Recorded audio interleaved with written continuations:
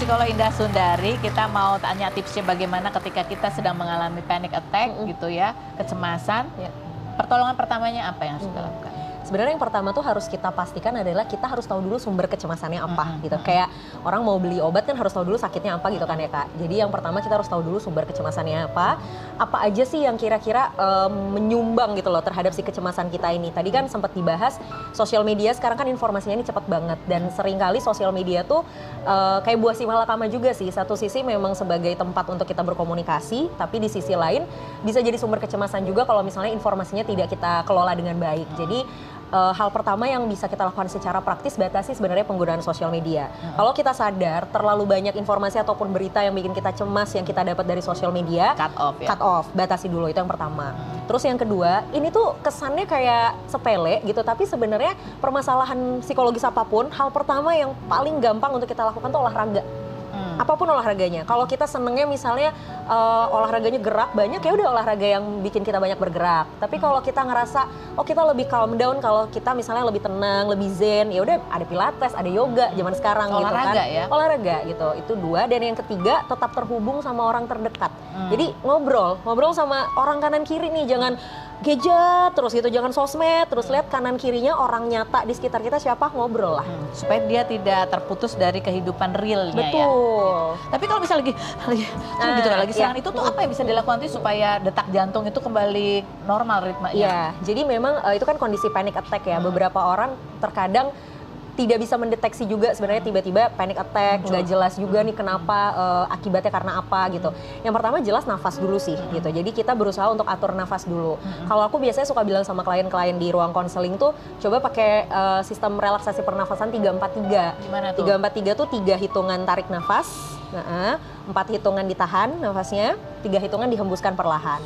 Di mulut? Ya, dari mulut. Nah, itu lakukan terus sampai kita benar-benar merasa lebih rileks. Ketika sudah mulai lebih rileks, kita harus tahu nih kira-kira pegangan kita tuh apa. Pegangan dalam tanda kutip tuh apa ya, hal yang sekiranya kalau kita pegang itu kita punya sugesti, kita merasa lebih tenang. Banyak kan orang yang misalnya suka bawa kayak aromaterapi kemana-mana, atau ada yang misalnya gantungan kunci dia suka bawa, atau kalau misalnya bentuknya orang gitu ya, orang terdekat, hubungin orang terdekatnya. Hubungin gitu untuk sekedar dapat balasan dan ngebuat kita merasa nggak sendirian. Itu dulu. Tapi harus punya backup ya. Backup. Takutnya ada orang ternyata dia nggak kesambung-sambung, tambah panik lagi. Tambah panik. Oke, ini kita kembali ke Pak Ustadz. Pak Ustadz, Yeah. sebenarnya ada nggak sih doa yang bisa kita panjatkan ketika kita menghadapi hal-hal yang membuat kita takut atau khawatir? Ada doa dari Nabi SAW yang akhir-akhir ini memang banyak sekali saya sampaikan di mana-mana. Bunyi doanya adalah Allahumma inni as'aluka min fujaatil khair. Ya Allah, aku memohon kepadamu kebaikan yang datang tiba-tiba. Jadi tiba-tiba tuh nggak apa-apa, yang penting baik. Misalnya THR tiba-tiba 3 kali lipat gitu ya. Baik tiba-tiba. Baik banget itu. Tapi doanya Nabi ditambah lagi, wa a'udzubika min fujaatis syarr. Ya Allah, aku berlindung kepadamu dari keburukan yang datang tiba-tiba. Misal kayak teman-teman yang ada di Dubai atau yang lagi umroh, nggak pernah nyangka mereka yang perang Iran sama Israel, kenapa kita di sini yang panik nih? Karena rudalnya lewat di atas apartemen gitu, subhanallah. Jadi memohon kepada Allah agar tidak terdampak keburukan yang datangnya tiba-tiba tanpa persiapan. Dan Nabi tutup doanya dengan mengatakan wa a'udzubika min fujaatil maut. Dan ya Allah, aku berlindung kepadamu dari kematian yang datang tiba-tiba. Karena kita pengennya udah siap dulu baru mati. Kita pengennya kuburan kita tuh udah indah dulu baru kita masuk ke dalamnya, udah terbangun dulu. Nah, kita kembali lagi ke psikolog gitu ya. Ada banyak orang yang mengalami kecemasan, ketakutan, dan khawatir. Kemudian ada lagi kekhawatiran di baliknya, khawatir kalau dia mencari pertolongan melalui psikolog. Karena takut dengan label, kamu stres, berarti kamu kurang ibadah. Wah, ini sering banget nih denger istilah kayak gini Kak. Iya. Sebenarnya faktanya ya, aku tuh ketemu sama banyak sekali klien-klienku yang bahkan mereka ketika datang nih ke ruang konseling mereka bilang gini, Kak, aku tuh udah sholat, udah ngaji, dari yang wajib sampai yang sunnah semua aku udah kerjain gitu kan. Setiap menit aku berdoa, tapi aku tetap stres nih gitu. Aku tetap ada di state depresi ini, harus gimana gitu. Dan sebenarnya salah satu kajian psikologi di Indonesia tuh ada juga kajian psikologi Islam gitu kan. Jadi memang pendekatannya pendekatan Islami. Kami juga banyak psikolog yang sudah meyakini bahwa ibadah, doa itu bisa menjadi salah satu metode untuk healing sebenarnya. Tapi bukan berarti ketika kita mengalami kondisi stres tertentu, artinya udah pasti kita kurang ibadah gitu. Sebenarnya nggak selinear itu gitu. Dan aku pernah juga dengar dari salah satu ustadz gitu ya yang bilang katanya ya sebenarnya Nabi Muhammad pun pernah ada kisah Nabi yang mengatakan Nabi Muhammad pun pernah ada di posisi di mana dia juga merasa stres gitu, merasa was-was, tekanan-tekanan yang dia dapatkan.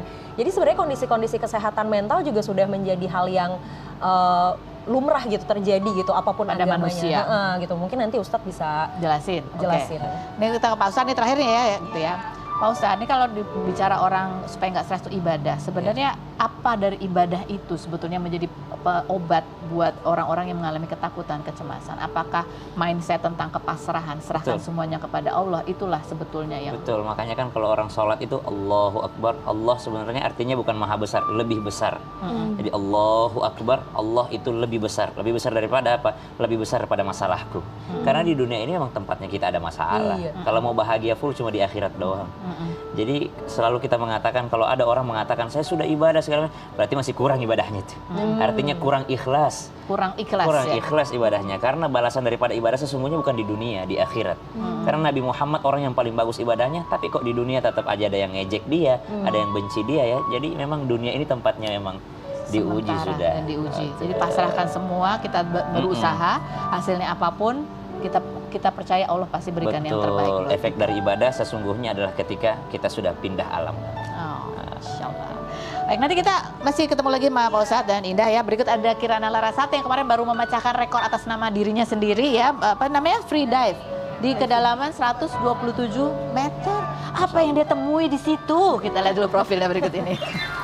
Ini bersama Kirana Larasati dan inilah medali yang diraih Muri ya, rekor Muri. Rekor Aku Muri mau Indonesia. klarifikasi, bukan free apa tadi? Bukan free diving tapi scuba diving. Scuba diving, jadi pakai ini Pakai ya, oksigen. tangki-tangki, ya. Dan ini kan kamu waktu itu Januari itu 120 Iya, meter. iya. Maret udah langsung kamu pecahkan 1 Maret, sendiri. betul.